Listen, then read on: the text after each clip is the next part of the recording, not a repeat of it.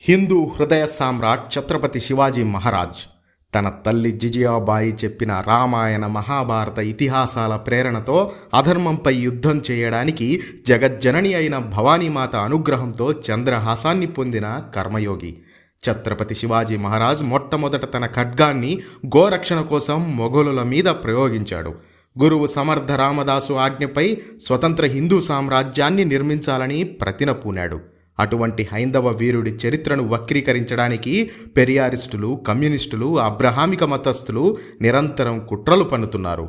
హైందవ సమాజంలో మార్గనిర్దేశకులు అయిన బ్రాహ్మణుల మీద లేనిపోని అవాస్తవాలతో, అపోహలతో సాటి హిందూ సమాజంతో గొడవలు పెట్టించడానికి అల్లిన కట్టుకథలే కాలి బొటనవేలుతో తిలకధారణ చేపించడం.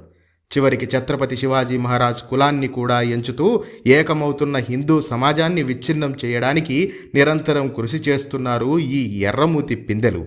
క్షాత్రం ఉన్నవాడు ప్రతి ఒక్కడు క్షత్రియుడే అనే వర్ణాశ్రమ ధర్మ నీతి సూత్రాన్ని సైతం మరుగున పడేటట్లు చేసి ఈ మెకాలే మానసపుత్రులు హిందుత్వంపై విషం చిమ్ముతున్నారు.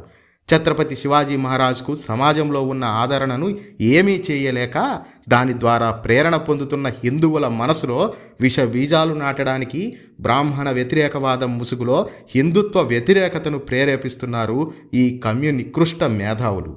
ఈ కమ్యూనిస్టుల విష ప్రచారాలను ఆదిలోనే అంతం చేయకపోతే అవి సమాజాన్ని విచ్ఛిన్నం చేసే దుష్ట శక్తులకు అస్త్రాలు అవుతాయి. ఛత్రపతి శివాజీ మహారాజ్ చరిత్ర కమ్యూనిస్టులు చేస్తున్న వక్రీకరణపై న్యాయ పోరాటానికి సిద్ధమైంది రాష్ట్రీయ వానరసేన. ఇది హిందూ స్వాభిమానంపై జరుగుతున్న దాడిగా భావించి ప్రతి హిందువు పోరాటానికి సిద్ధం కావాలి.